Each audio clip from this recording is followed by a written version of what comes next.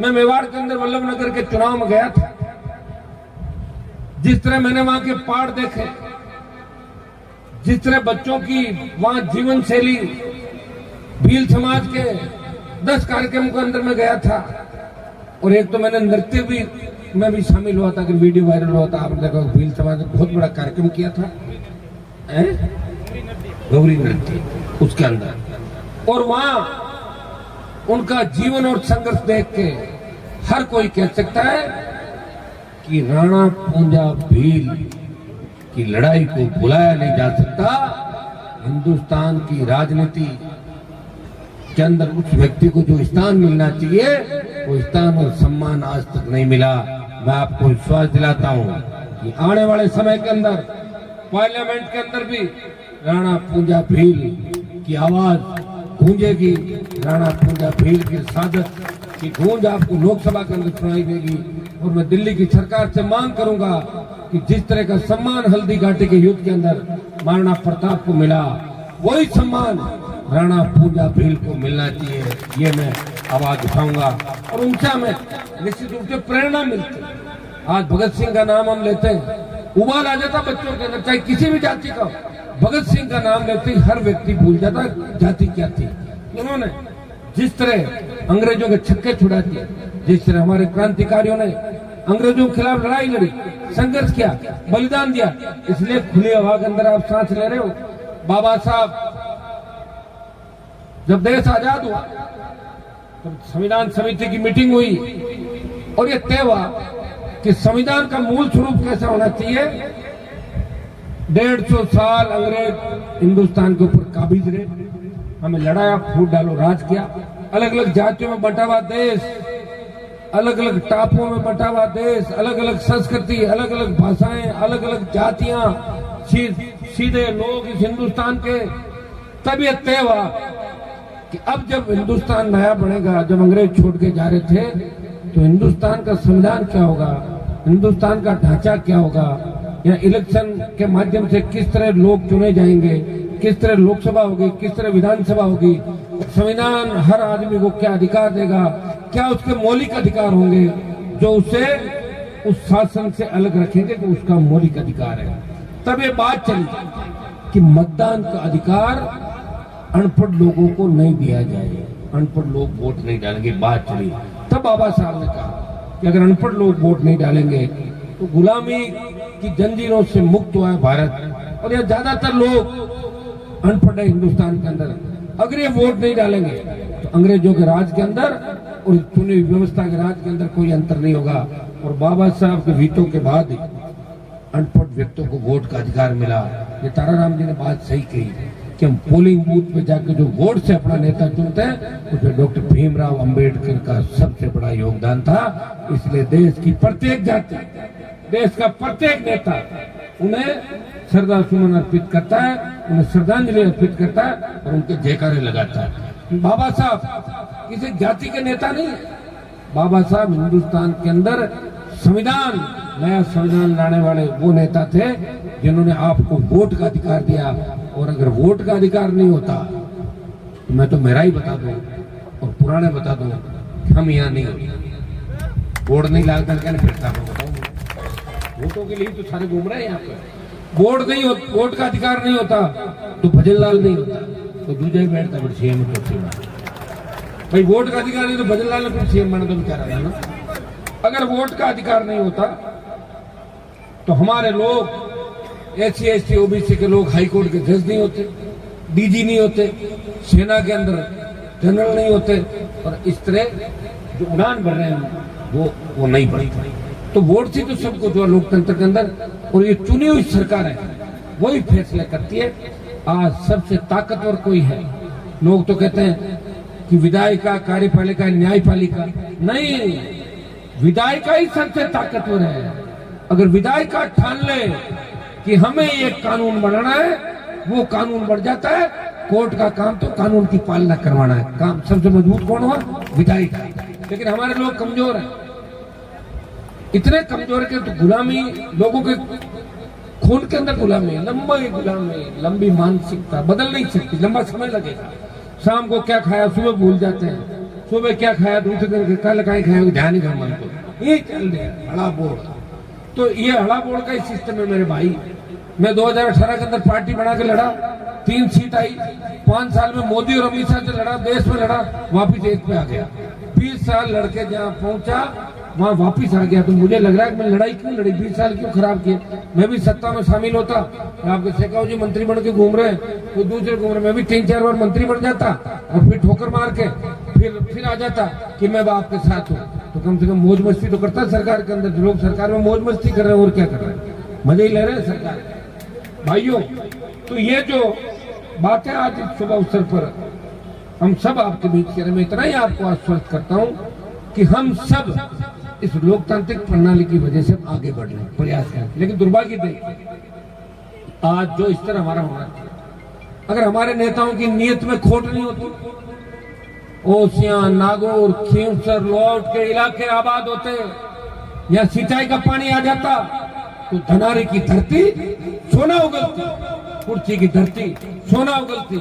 जो 1 बीघा में पैदावार यहाँ होती है वो 1/4 बीघे के अंदर होती और आपको बिजली के संकट से नहीं जूझना पड़ता। वो कब होता, जब 60 साल पहले होता। और 60 साल पहले हमारे बच्चे पढ़ने के लिए इंग्लैंड, अमेरिका और जर्मनी जाते।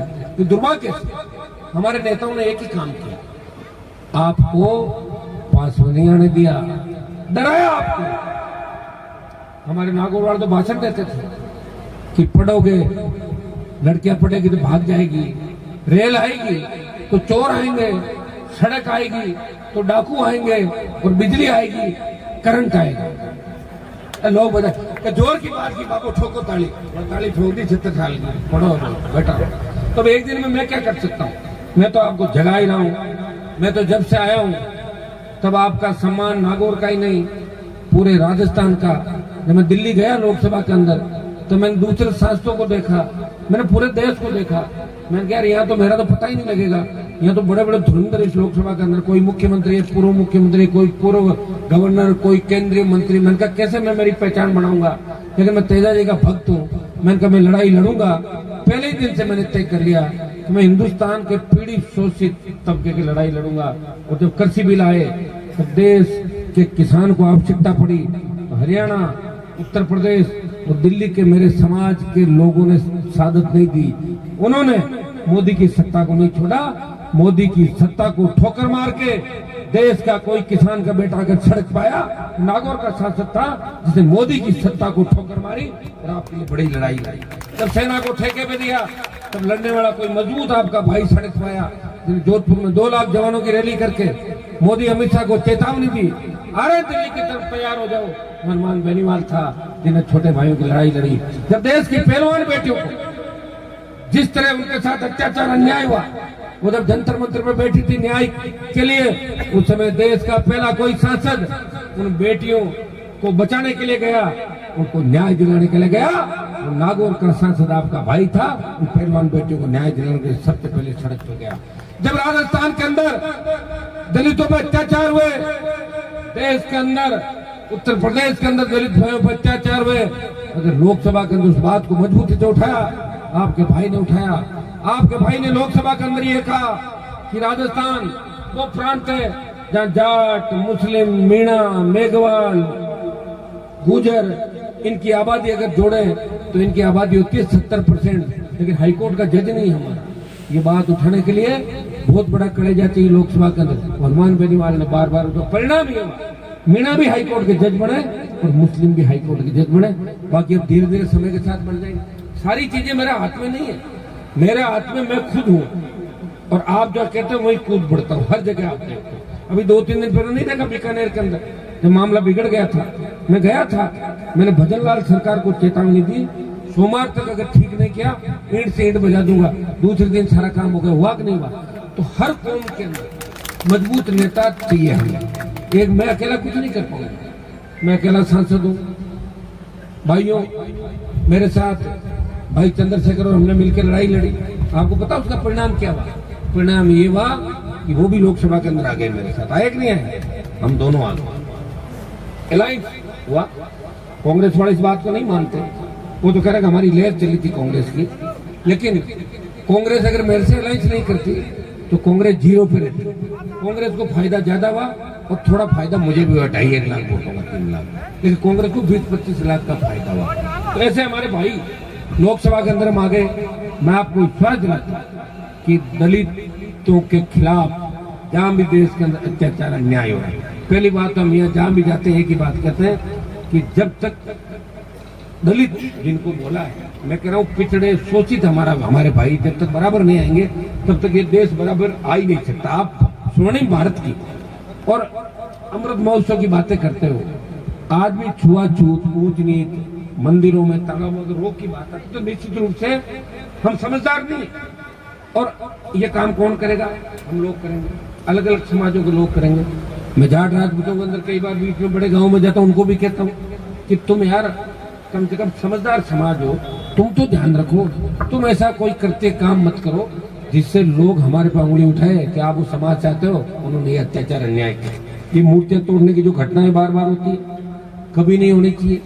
लोक देवता जो संविधान जिन्होंने हमें दिया, जो योद्धा थे, मजबूत थे, जिन्होंने अपनी कलम के दम पे, लेखनी के दम पे आपको आगे बढ़ाया, जहां भी मूर्तियां जिनकी लगी, सरकार ने जिनकी मूर्तियां लगाई। एक बात ताराराम जी ने अच्छी बात कही, आजकल एक फैशन हो गया कि जबरदस्ती मूर्ति लगा दो रात को और फिर भजन चालू कर दो और सुबह कहते पुलिस आ गए, गोचर हो। थोड़ा ध्यान रखो, सम्मान जब भी होगा जब मूर्ति को सिस्टमेटिक ढंग से हम लगाएंगे। सरकार से परमिशन लो, मूर्ति लगाओ जिसमें 2 पैसे एमएलए एमपी भी हम भी खर्च कर सके उसके सौंदर्यीकरण के लिए। अब जो मूर्ति तो माडा लगाए दो, पर तोड़ने वाले पुलिस आवे तोड़ने वास्ते थे, माने करो फोन नींद उड़ाओ, आओ आओ आओ तोड़े तोड़े। कई बार तो ले जाओ मूर्तियां, कई मूर्तियां थाना में पड़ी है, जेल में छूटी को नहीं, बता रही हूँ। बहुत प्रयास करते हैं, हम भी कहते हैं रुक जाओ भाई, लग गई तो रहने दो, बहुत सी लगी देश के अंदर, ये कह के पीछा छुड़ाते हैं। तो मैं आपको संदेश ये भी दूंगा, देखो मैं गलत दिशा में आपको, मैं 2-3 मामलों में आपको जरूर कहता हूँ, बिजली आपकी है, पत्थर आपके खुद के खेत में, पड़ोस के मत खोदना जाके। और लेकिन मूर्तियां लगाओ तो ऐसा काम आप नहीं करें जहां 2 समाजों में झगड़ा हो जाए।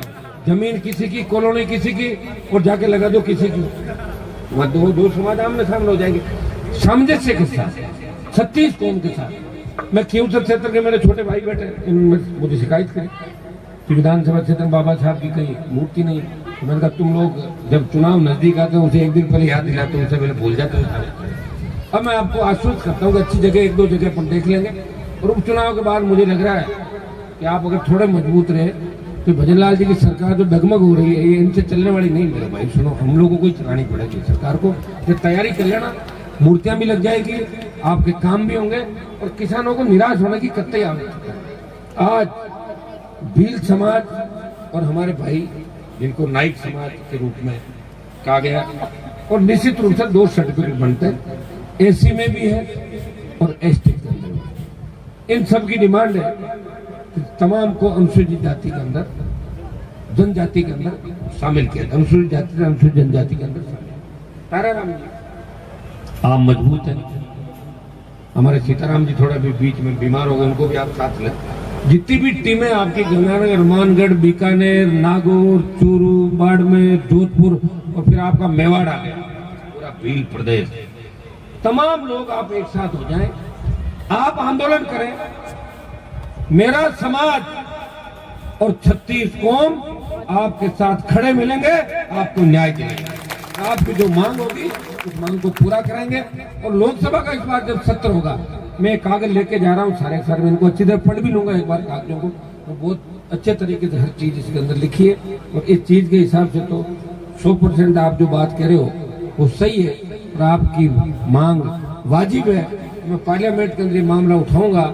एक तो राणा पूंजा भील को देश में सम्मान मिले, और देश के प्रमुख जो शहर है, मैं कह रहा हूँ चलो देश छोड़ो, भी राजस्थान के जो प्रमुख शहर है वहाँ 4-5 जगह राणा पूंजा भील की प्रतिमाएं, मूर्तियां लगाओ अच्छे चौराहों पे, ताकि नई पीढ़ी को ये प्रेरणा मिले कि ये व्यक्ति किसकी। जब अपन देखते हैं कहीं मूर्ति लगी होती है और अच्छी मूर्ति लगी तो अपन रोक के देखते हैं कि ये मूर्ति किसकी है, इस योद्धा ने क्या काम किया। लेकिन दुर्भाग्य से भाइयों, अपना इतिहास लिखा किसने था? मुझे तो लग रहा है कि अपने जो लोक देवता थे वो भी लोग चुरा के ले गए, कई तो अपने थे, दूसरे लोग हमारे थे तो हमारे, कह दिए अब कौन है लिखने वाले, लिख दिए, पढ़ गए, पाठ चल गए। अच्छी तरह अगर मामला अब धीरे धीरे समझ आ रही है आप लोगों की, तो धीरे धीरे समझ आएगी तो निश्चित रूप से हम हमारे लोक देवताओं को बचा लेंगे, हमारे योद्धाओं को भी बचा लेंगे, और गलती से कोई इधर उधर हो गए उनको भी वापस लेके आ जाएंगे अपने घर। आप चिंता नहीं करें। जब भी भूल सुधार ये पुलिस वाले खड़े जांच करते हैं ना, मान लो 3 जांच हो गई, चौथी जांच और करके 3 गला, चौथी में जो करके कोर्ट में पेश करनी वही मानी जाती। 3 गई, 3 में एफआर, चौथी में चालान, 3 में चालान और चौथी में एफआर, तो लास्ट जो होता है वही होता है। अब लास्ट जो हो जाएगा वो ठीक होगा और आप लोग करोगे निश्चित रूप से। मैं किसी जाति की भावना को ठेस नहीं पहुंचाना चाहता, लेकिन हर जाति का इस लोकतंत्र में अधिकार है कि वो अपना इतिहास, और इतिहास के अंदर सबूतों के साथ, ऐसा नहीं होता हर व्यक्ति अपनी चीज लेके बैठा। और राजस्थान तो कितना अच्छा, बताओ कितना सामंजस्य हमारे अंदर। हम ये लोक देवताओं में नहीं देखते, राम साहब पीर का जयकार हम सब लगाते हैं, बाबूजी महाराज का हमारे कुर्सी के अंदर लेके, मैं कह रहा हूं मेरे गांव में तमाम जगह बाबूजी का जयकारा लगता है, गोगा जी का जयकारा लगता है, तेजा जी का जयकारा लगता है। मैं कह रहा हूं तमाम जगह सर्व समाज, जो लोग गांव में रहते हैं उनके मन में कोई भावना किसी तरह की नहीं, लेकिन बड़े लोग पॉलिटिकल तरीके से अगर बांटने का काम करते हैं, जब वो सोचे कि हमारे ही जयकारे लगे हम किसी के नहीं लगाए, वो तो संभव नहीं। अगर जयकारे लगेंगे तो हमारे भी जयकारे लगाने पड़ेंगे, तब बराबरी का मामला होगा। हमारे भी लग रहे हैं और हम लगा रहे हैं, तब बराबरी का होता है। जब भी कोई समझौता होता है तो उसके अंदर ही तय होता है कि बीच का रास्ता क्या होता है। तो मैं इस अवसर पर इतना ही आपको कह सकता हूँ कि आपने जो एक शुरुआत करी, भोपालगढ़ के अंदर भी शायद एक कार्यक्रम रखा, एक जगह रख लेते ज्यादा बढ़िया था। अभी तो तुम्हारे अंदर बच्चों में एक चीज मैंने देखी, बहुत गुटबाजी।